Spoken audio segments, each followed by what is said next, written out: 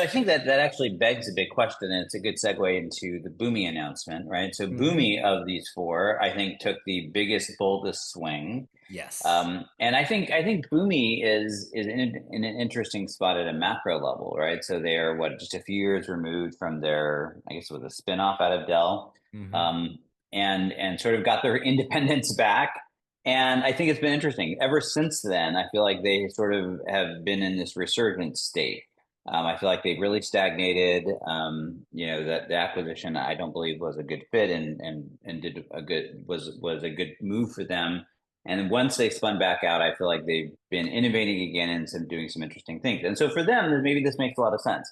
But Hmm. um, but it does. So they're trying to move much more into this idea of agent orchestration and agent management.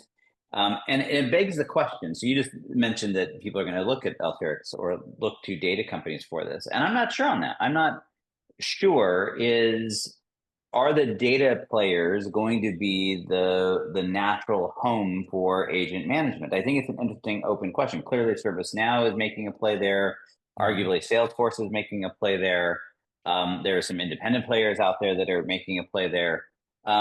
And so it does sort of beg the question, is this going to be an independent domain, a whole separate space? Is it going to be the workflow-ish more players like ServiceNow, Salesforce? Or is it going to be the data players like a Boomi? And so Boomi is clearly throwing their hat in the ring here.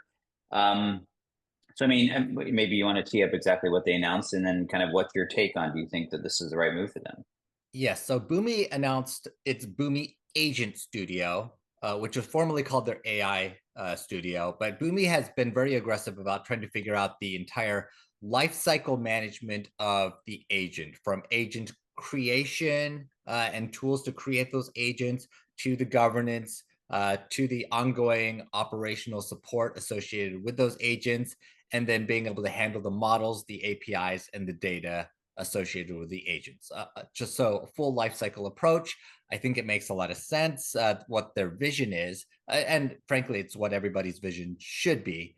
Boomi has taken steps in this direction in the past with their acquisitions of Rivery and the Mashery assets to support APIs. And of course, Yeah. Boomi was already an application integration platform. So no issues there from a broad-based data integration perspective. And then Boomi also announced a number of agents to help with data and agents such as API design, an integration advisor to support integration efficiency, also an API documentation agent because everybody hates documenting their work, honestly, and then a data connector agent to help support connectors with any REST-based data source, because honestly, that is a lot of picking and choosing and mapping that is honestly pretty good work for AI to do. And then, of course, Boomi also mentioned that they are supporting model context protocol, which we have been talking about a lot over the past few weeks. Yeah, I mean the MCP thing, it's like whatever, okay, that's great. But the other four, I mean, I like their choice of four. We're gonna talk about Informatica here in a second. Mhm. And if I compare these two, I mean, I think that they're hitting on the right. These are much more likely to be very actionable to actually provide value in the short term. These are the sort of the low hanging fruit sort of elements. Where I get stuck a little bit is, and look at I don't know which way this goes, right? If we think about agentic AI at its broadest level, it is in fact, as we've talked about, the fundamental construct is data and workflows with this layer of intelligence that allows you to leverage those two to take action.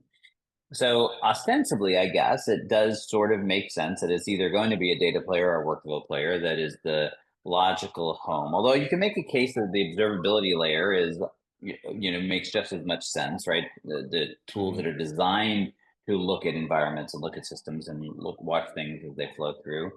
And then, of course, we haven't talked, and I'm way behind, so I probably would have raised this one up. But Salonis made some news this week, also introducing some new advancements. Sort of they're throwing their hat in the ring. Mhm. Again, sort of a middle space between a traditional workflow player and an observability player, saying, hey, if you're looking at this from a process management standpoint, is that the logical place? I think it's going to be a really interesting question. I think if you're a CIO, it's two things. A, you're going to have to figure out how to manage and govern these agents, and secondly, I think it's anyone's guess is the best way to actually do that. As an organization that is delivering into market an agentic AI platform, I don't know how any of these solutions would manage our environment or any of our solutions. I mean, it's not very clear Mhm. right now how any of this actually works in practice. Um, so I think it is quite interesting to see Boomi take this approach. I think they're clearly differentiated in that they're definitely taking a much bolder stance into the market.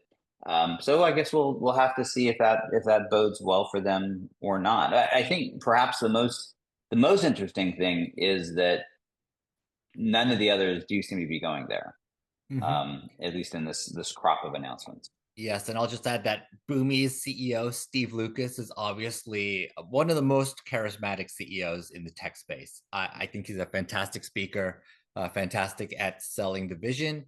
And of course, he would, if he were here right now, he would probably say, of course, where you can integrate with Symphony AI, we'll use REST-based APIs and open standards, and we can figure out how to talk to your agent, and we're happy for their agents talk to our agents, and it's all going to be one big happy family. I'm sure that's what Boomi wants to say, and I think the devil's going to be in the details now that they are saying that they are general availability on all of this, which is also a differentiation from a lot of what we're going to see and talk about the rest of today.